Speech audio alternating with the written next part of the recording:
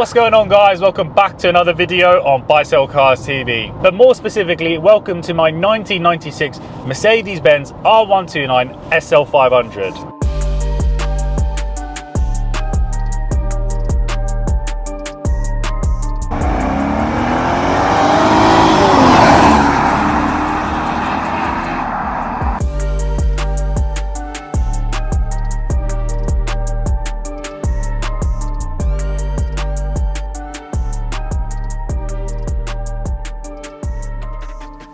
So how did I come across this special car? Well, I've actually had this car in the collection for around 18 months now. I bought it in January 2023.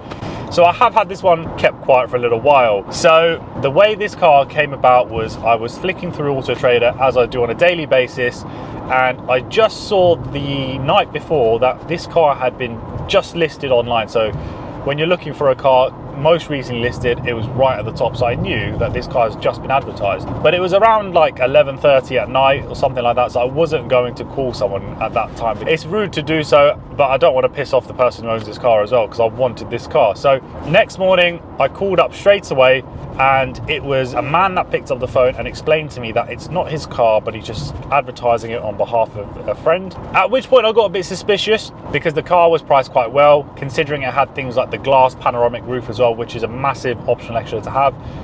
I was a little bit suspicious at the price. However, about 2.5 to 3 hours later, I got a phone call back from a elderly, very elegant, posh lady, shall I say, and she called me and goes, "I heard you want to come view my car," and I said I would love to come view your car. So I had a bit of a chit chat with her, lovely lady, and I agreed to go view the car. So near enough straight away, I jumped in the car and I headed down to Surrey to go view this car. Now, upon me arriving to see this car, it was literally the perfect setting. I pulled up to some luxury apartments with an electric gate. I was greeted by an elderly but a very glamorous lady waiting at the steps to show me the car. So straight away I was like, this is going to be a good car. This is exactly the type of person I want to be buying this car off. So straight away I knew this has got the potential to be a really good buy. So now I'm looking around the car. I'll be honest with you, I'm not paying a great deal of attention. I'm just having a nice chat with a lady. She told me that she's had this car for well over 20 years. It's been her daily car. She used to drive it into Mayfair, where she used to work in fashion. And I was just so impressed to hear that she was daily driving this car, taking it to Mayfair, taking it to work every single day. And just to give more context, she must have been, 75, 80 years old. So I was really impressed straight away. There were a few little marks and scrapes around the car, but because it was an old car, and at the time it had done about 159, 160,000 miles, so it's an older car, I'm not paying top money for it, so I wasn't too fussed about these little things. But overall on the exterior, it wasn't too bad. Pirelli tyres on there, all with good tread, everything was original, but it had had previous repairs done in the past, but it is as expected. So then we jumped in the car and we went for a short test drive, and the car drove absolutely lovely, as you'd expect. Highly maintained car, which we're going to touch on very, very shortly, but it was a car that has been driven and has been cared for, and it drove better than expected. Now we've came back and I'm just so impressed about this car, the whole backstory, and just having that trust in the person who's selling the car. I said to her, I don't need to open the engine bay. I don't even need to check the roof. The hardtop was on the car. I just asked her, what color is the soft top underneath, and is it in good condition? And she goes to me, I never take the soft top off. It gets tested once a year when it goes for a service. That's good enough for me. So we headed inside to go look through the service history file, and this is what just absolutely blew my mind.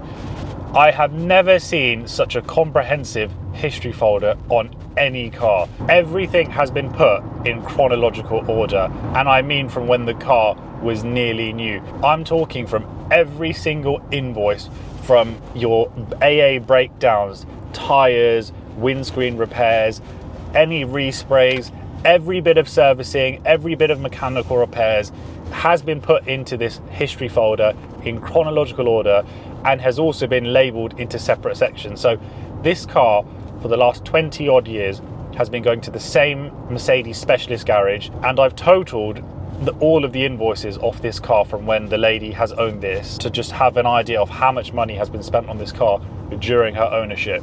And it was over £35,000 in invoices. That just shows you the levels of maintenance she's gone to with this car.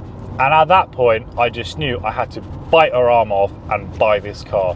There are over 100 invoices in the history file across the years of various things that have got done to this car, and the levels of repairs. You know, when I asked her the question, have you had any issues, she said to me she's had plenty of issues, but whenever something's wrong with a car, it gets fixed. The perfect person, the dream of who you'd want to buy a car off. That is exactly who this woman was. And in the history file as well, there was a service book as well, which is stamped up from new every single year. But for me, what I really like to see is those in-betweens with things like the repairs, and more so when a car does go for a service, the advisories, things to look out for. It just gave me all of that insight into this car. So I was over the moon. So that's how I found this car, and that's how I bought this car.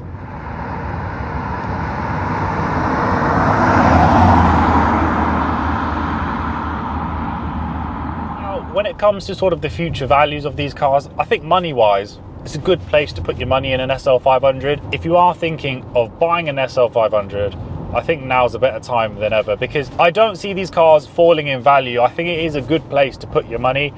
It is just my opinion, you know, who knows what's going to happen with the car market in the future, but I just don't see these SL500s going down in price. It is such an iconic car that I think it is a good place to put your money. But guys, that was just a quick introduction for this car to the channel, just to show you I've got this car. I'm going to document my ownership, talk about any costs, any problems I have with this car. I have got some plans of changing a few things. I'm potentially toying with the idea of putting some AMG Aero 3 split wheels on this car. Not sure if I want to keep them silver or color code the faces, but comment down below and let me know what you guys think, or if you have any ideas of what I could do to this car. You know, do I keep it completely original and just make it as good as new, or do I toy around with a couple of things to make it a bit more to my taste? But let me know, guys. I'd be interested to hear your thoughts. But other than that, guys, I hope you've enjoyed today's video. Thank you so much again for watching. Don't forget to like, share and subscribe if you haven't already, and I'm going to see you on the next one. Take care, guys.